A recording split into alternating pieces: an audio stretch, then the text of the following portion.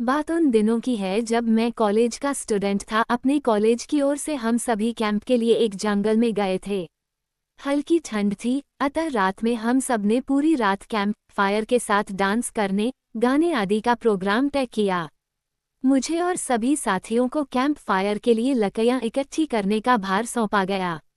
मैं निकला तो सबके साथ ही, लेकिन जंगल के प्राकृतिक सौंदर्य में भटकता हुआ अकेले बहुत दूर कहीं निकल गया। अचानक आसमान बादलों से भर गया और गरज के साथ बारिश होने लगी। बादलों के लगातार गरजने से मैं पेड़ के नीचे खड़ा रहना मुनासिब न समझ आसपास किसी घर की तलाश में एक दिशा में भागने लगा। मुझे कुछ ही दूरी पर एक लाल ईंटों से बनी शानदार बिल्डिंग नजर आई। बिल्डिंग रोशनी से पूरी नहाई हुई थी और उसमें ढेर सारे लोग हैं, ऐसा दूर से ही लग रहा था। मैं तेजी से भागते हुए उस बिल्डिंग में जा घुसा और सामने से आती हुई एक खूबसूरत नर्स से टकराते टकराते बचा। नर्स ने मुझे घूर कर देखते हुए कहा, बहुत अधिक भीग गए हो, सर्दी लग जाएगी।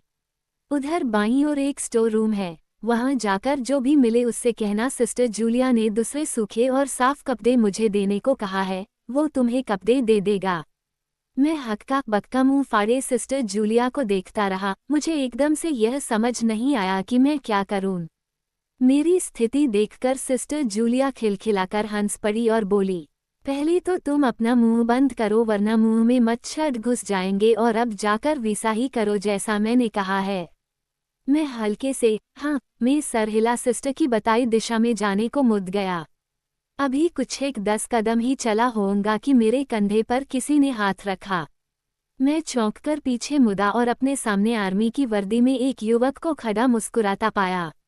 मेरे चेहरे पर आश्चर्य का बादल अपना घर बना चुका था, जिसे देखते ही उस युवक को हंसी आ गई। उसने धीमे किंतु दृढ़ स्वर में कहा, मैं कैप्टन विनोद हूँ और यह हमारे देश की आर्मी का हॉस्पिटल है। कैप्टन विनोद की बातों ने मुझे आश्वस्त किया। मैं अब धीरे धीरे सामान्य हो गया और मैंने कैप्टन विनोद को सिस्टर जूलिया की कही बातें बताई। सुनकर कैप्टन विनोद के चेहरे पर रहस्यमयी मुस्कान फैल गई और वे बोले, तो सिस्टर जूलिया से भी मिल चुके? जी, क्या मतलब है आपका? कुछ नहीं, चलो मैं तुम्हें सूखे कपड़े देता हूँ, चेंज कर लो, नहीं तो सच में सर्दी लग जाएगी। और मैं कैप्टन विनोद के पीछे पीछे एक बड़े से कमरे में पहुंच गया। कमरे के चारों ओर हरे रंग के पर्दे लगे हुए थे। एक बड़ा सा बेड पड़ा हुआ था और उसके सामने एक सोफा था।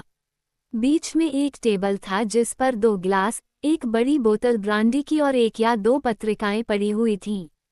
कमरे के एक कोने में एक बड़ी सी अलमारी थी, जिसमें से कैप्टन विनोद ने एक आसमानी रंग का कुर्ता पायजामा निकालकर मुझे दिया और कमरे से लगे बाथरूम की ओर इशारा किया। मैं बाथरूम से कपड़े चेंज कर जैसे ही निकलने लगा, मेरी नज़र बाथरूम की एक दीवार पर पड़ी। वो खून के छींटों से भारी हुई थी। ये देखकर मैं घबरा गया और जल्दी से बाहर निकलने को मुड़ा कि बाथरूम में लगे आईने में खुद को ही देखकर चौंक गया। आईने में मेरा पूरा शरीर तो नजर आ रहा था, लेकिन मेरे शरीर पर से मेरा सर गायब था। अब मुझे डर लगने लगा और मैं हड़बड़ाकर बाथरूम से निकल गया। मुझे इस तरह बाहर निकलते देख कैप्टन विनोद ने हंसकर पूछा, क्या हुआ? अरे हाँ, तुमने तो अब तक मुझे अपना नाम ही नहीं बताया। कहाँ जाओगे? बाहर बहुत तेज बारिश हो रही है, लेकिन तुम जाना क्यों चाहने लगे अचानक, यह मैं समझ नहीं पा रहा हूँ।